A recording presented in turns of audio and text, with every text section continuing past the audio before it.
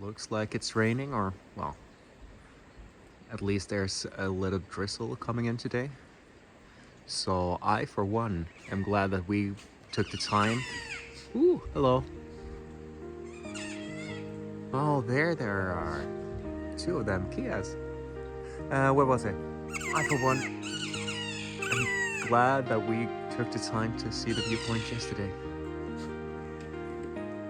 Because we're most likely not going to have much of a view on the top of the mountain today.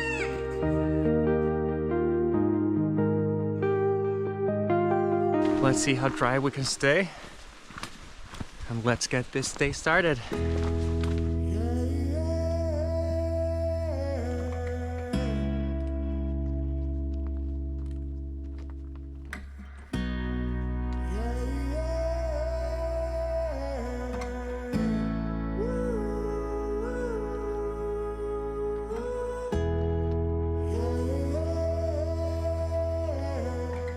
You can really feel that we're getting more tired during the third and fourth days, especially since it's the second time we're climbing the Mackinnon Pass. If you want to see the views from the pass, I would recommend going back to our last video because we had clear skies when we hiked up it, but oftentimes in the morning the clouds are fairly low and you won't have much visibility. Fortunately, the weather cleared up over the day and we had a gorgeous afternoon, but the morale took a bit of a toll during the first hours of the tramp.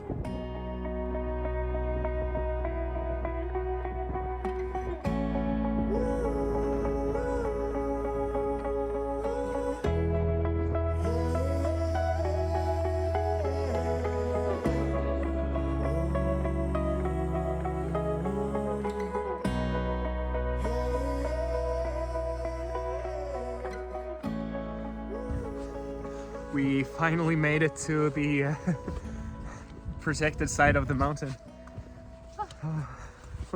Damn, it was blowing storm up there. But we met some people in the hut, in the safety hut, and they were happy that we got to see real New Zealand. New Zealand isn't just blue skies and lovely weather, it's also... We knew that already. Yes. Hopefully this fills some water into the waterfalls along the sides, like the smaller ones that don't always show, but we'll have to find out a bit later because currently all we see is cloud.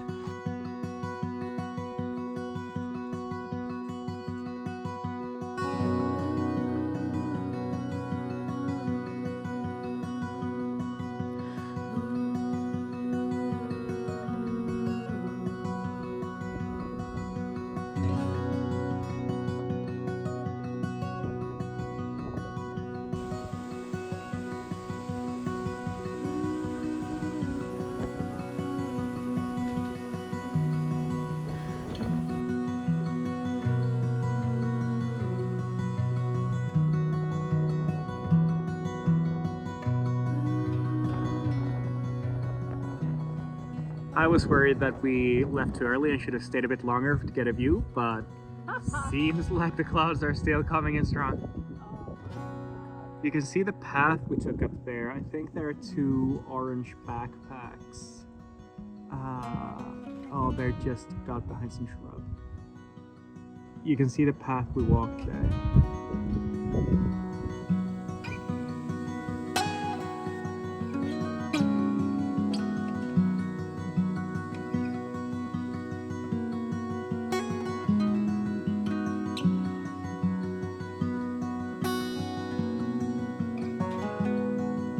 All of the trees here is a slip. So basically right on top of the rock, there's just like a thin layer of moss. The tree root systems are so shallow. What do you call it? Yeah, shallow, intertwined, complex. Yeah, they're just like grabbing on for dear life. And then if one tree falls, it takes a lot of the other trees along with it. This is just kind of like a landslide of trees. A tree slide, I think someone Yeah, just exposing the rock underneath. It takes like a decade or two for moss to establish itself again, and then it takes another decade or two for trees to actually root there. They're sort of holding each other up on the cliff, but if something fails, everything fails.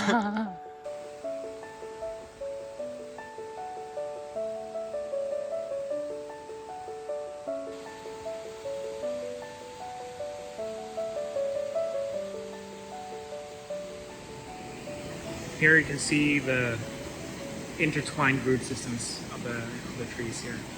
So if one falls, everyone falls.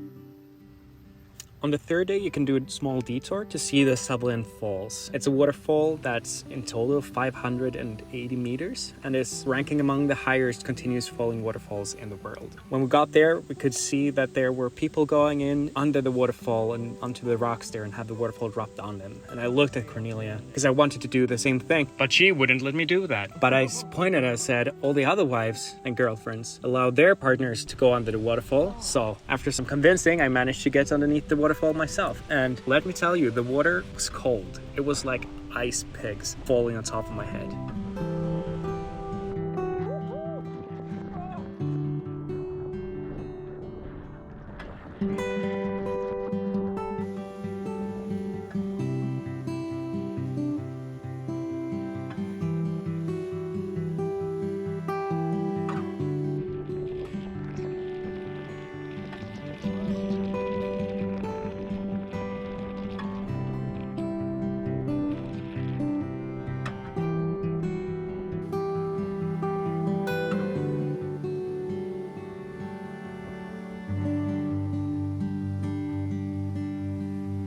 If you enjoy watching this video of our adventures all over New Zealand, then please like this video. If you have any questions or feedback, then don't hesitate to leave a comment in the comment section. And if you want to see more of us in the future, then please consider subscribing.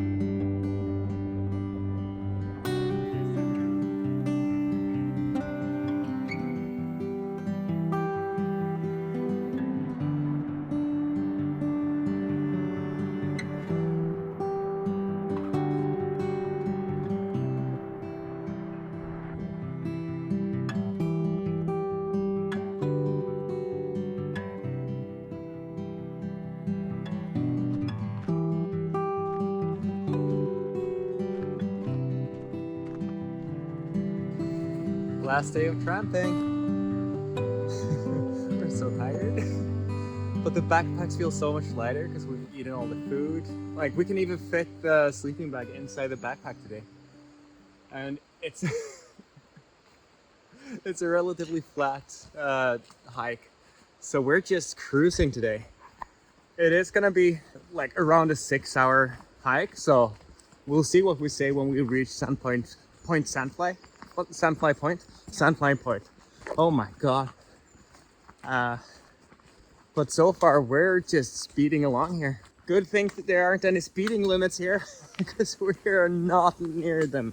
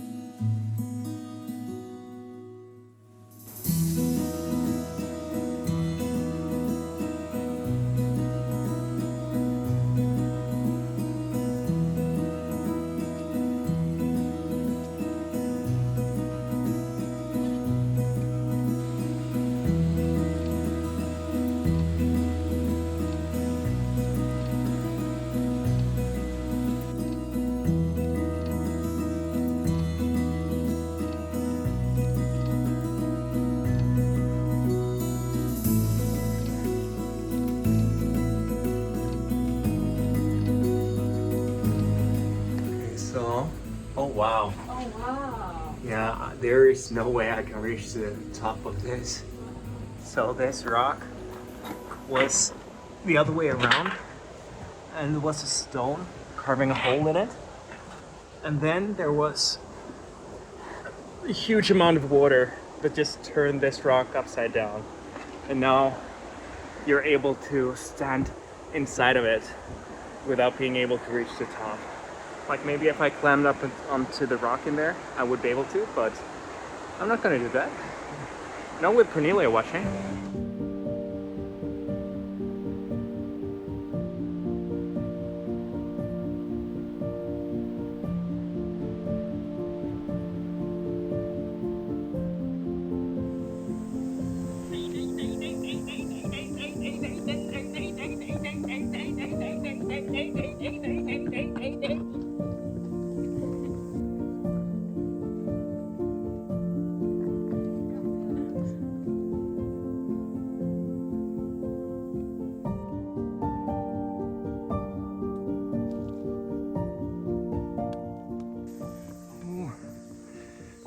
This is the part that was finished last by miners in like 1890 something. I think it's dated at the top. I'm not sure if it was cut out or if they blew it out with like dynamite.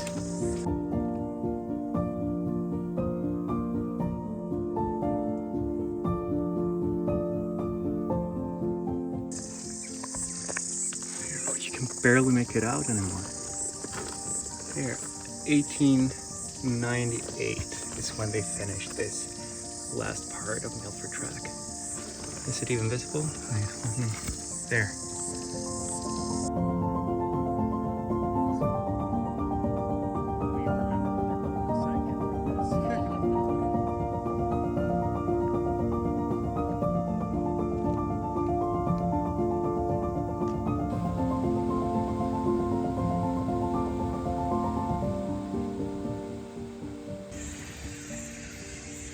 So can you see all the sandflies? There are a few of them around.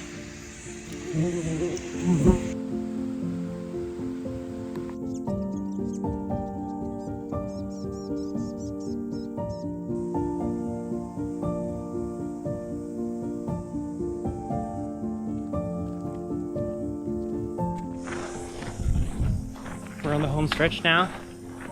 Less than an hour to go. And then we're by the water taxi at Sandfly Point.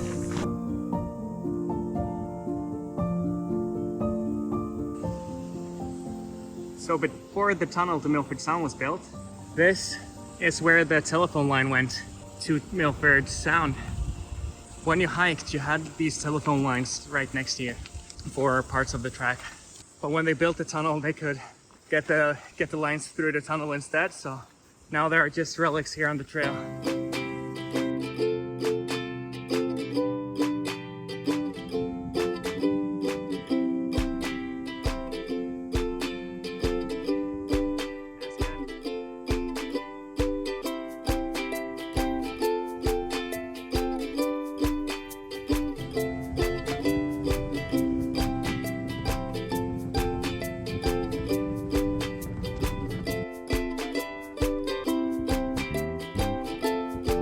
Victory after the Milford Track.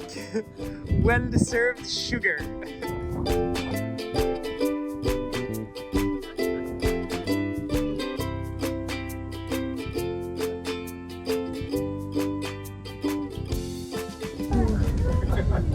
Is somebody going to rescue that penguin? Is somebody coming to rescue it? Rescue it from the tourists. Is somebody coming to rescue it? Yeah, well, he's been there for half an hour. Yeah, so just don't let him get stressed. Keep the people away from him.